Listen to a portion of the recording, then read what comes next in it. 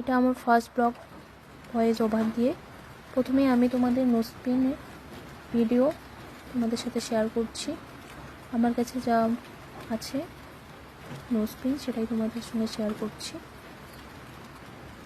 এই যে আমার নোজপিন,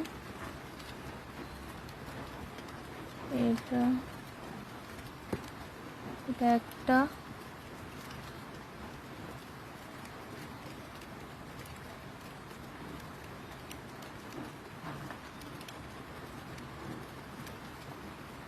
সবগুলো নোজপিন আমি একই সঙ্গে করে রেখেছি।